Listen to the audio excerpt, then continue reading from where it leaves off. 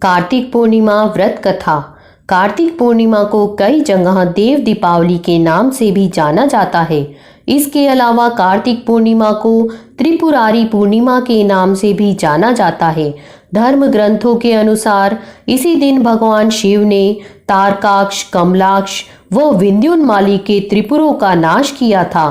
त्रिपुरों का नाश करने के कारण ही भगवान शिव का एक नाम त्रिपुरारी भी प्रसिद्ध है। इस दिन गंगा स्नान व दीपदान का विशेष महत्व है। इसी पूर्णिमा पर भगवान विष्णु का मत्स्य अवतार हुआ था। कई तीर्थ स्थानों में इसे बड़े पैमाने पर मनाया जाता है। दैत्य तारकासुर के 3 पुत्र थे, तारकाक्ष, कमलाक्ष व विंध्योन्माली। जब भगवान शिव के पुत्र कार्तिकेय ने तारकासुर का वध कर दिया तो उसके पुत्रों को बहुत दुख हुआ। उन्होंने देवताओं से बदला लेने के लिए घोर तपस्या कर ब्रह्मा जी को प्रसन्न किया। जब ब्रह्मा जी प्रकट हुए तो उन्होंने अमर होने का वरदान मांगा, लेकिन ब्रह्मा जी ने उन्हें इसके अलावा कोई दूसरा वरदान मांगने के लिए कहा। तब उन तीनों ने ब्रह्मा जी से कहा कि आप हमारे लिए 3 नगरों का निर्माण करवाइए। हम इन नगरों में बैठकर सारी पृथ्वी पर आकाश मार्ग से घूमते रहें। 1000 साल बाद हम एक जगह मिले।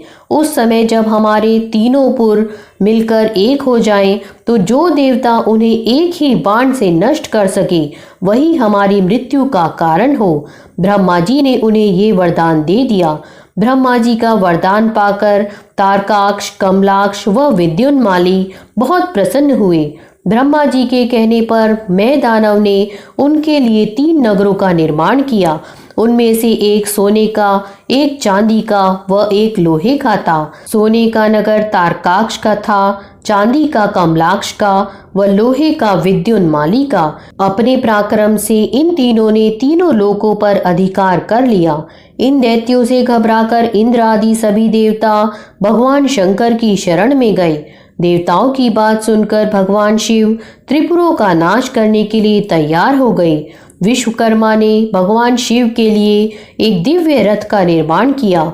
चंद्रमा व सूर्य उसके पहिए बने। इंद्र, वरुण, यम और कुबेर आदि लोकपाल उस रथ के घोड़े बने। हिमालय धनुष बने और शेषनाग उसकी प्रत्यंचा। स्वयं भगवान विष्णु बाण तथा अग्निदेव उसकी नोक बने।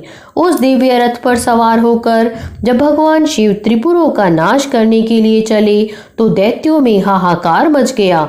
दैत्यों व देवताओं में भयंकर युद्ध छिड़ गया। जैसे ही त्रिपुर एक सीध में आए, भगवान शिव ने दिव्य बाण चलाकर उनका नाश कर दिया। त्रिपुरों का नाश होते ही सभी देवता भगवान शिव की जय जयकार करने लगे।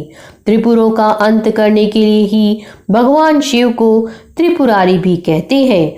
यहाँ पर कार्तिक पूर्णिमा की कथा पूर्ण होती है। आप सभी को कार्तिक पूर्णिमा की बहुत बहुत शुभकामनाएं।